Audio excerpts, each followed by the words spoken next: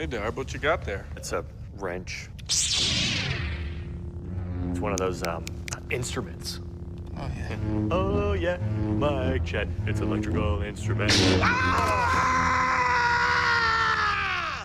Hey Internet, how's it going? Nick Montgomery from Limited Release Podcast, and I'm sitting here with... Brendan Halloran. Hey. And Brendan, you're from Space Janitors. I'm in Space Janitors, yeah. You are a Space I Janitor. am one for about 8 days a year, yeah, when we shoot the show. Beautiful. Yeah. Now, Space Janitors, can you tell me a bit, give me a rundown about the show? The show's about low-level employees on a Death Star-like station who have Star Wars-like adventures, but not actually Star Wars and not actually the Death Star, and not any copyright materials No, that of course not. LucasArts may own. Yeah.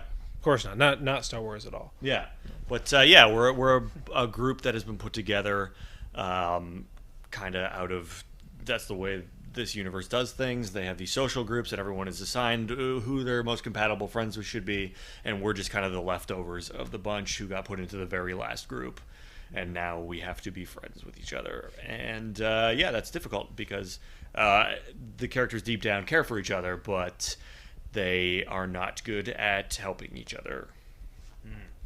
Now, Classic comedy, you know? Okay, what's the reception been like so far for season 1? I've been surprised because when you put something out on the internet, usually the internet goes, "This is garbage. You have no right. Look at these bozos," and stuff like that.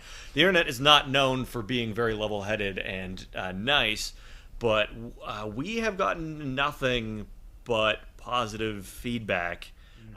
Now, this being a Star Wars spoof, there have been a number of Star Wars spoofs over the past couple of decades. What makes this stand out? First of all, what drew you to the project? And honestly, this is some pretty funny stuff. So what's the magic ingredient here? I don't know. It's about not making the references that you're doing to a specific universe or a specific genre the joke. The characters have to talk to each other, and they have to go through situations with each other, and that's what makes this different, is that it's not just like, hey, look at this reference that we put in here, hey, look at this reference that we put in here, isn't that funny? It's more that we're taking that as a jump off point to go do incredibly different and original stories.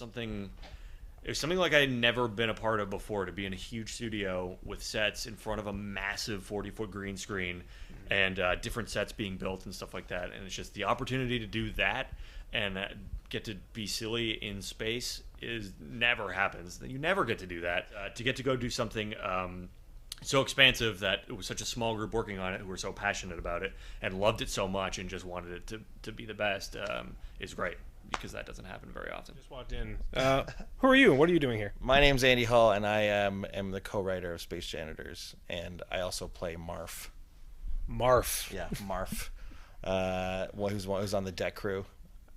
Yeah. First of all, how did you actually write this? Communicate this world, this universe that's going on when it was going to have to be all created in post?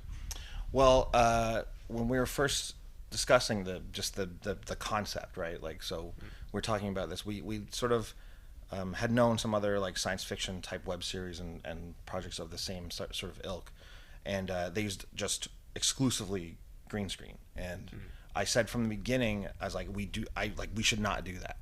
We should have sets, and we should spend what little money we have. We should make it real, and we should make the universe tangible as much as possible. And so we tried to do that, and I think we have gotten a lot of comments on the sets, and like they look great and everything, and they do. The guys who built them are amazing and stuff. But it was important for me to like not make it all post, and to actually kind of minimize as much as we could of that. I felt like back when they made Star Wars, one of the reasons it's so good is because so much of it had to be this realistic and like it had to be there. And that's what you lose a lot in the prequels. It's all just whatever. Nothing's really there. Right?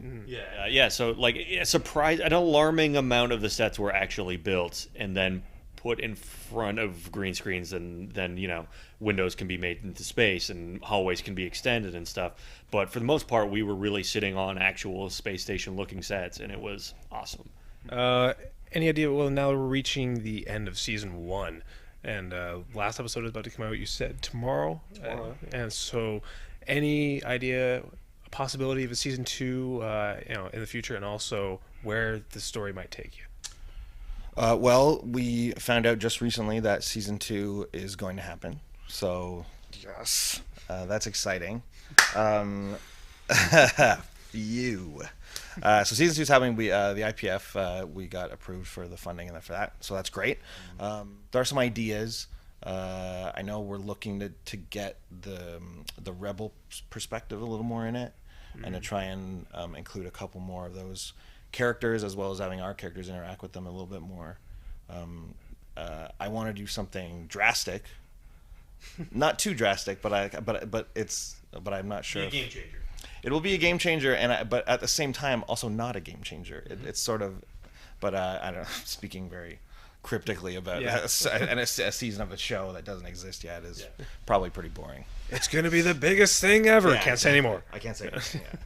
But yeah, all the characters are going to be back. At least we know that much. Wicked. Okay, and you can catch it on the Escapist, Escapist website? magazine is where we are now, and I'm pretty sure we'll be there in the future. Although I'm not totally sure.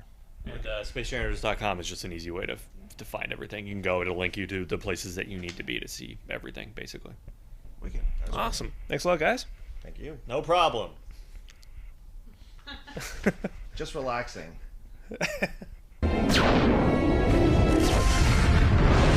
I was sent here by your father, Admiral Gul-de-Sac. My dad's a rebel? I am your father. No, that's not true. That's impossible. Search your feelings. No.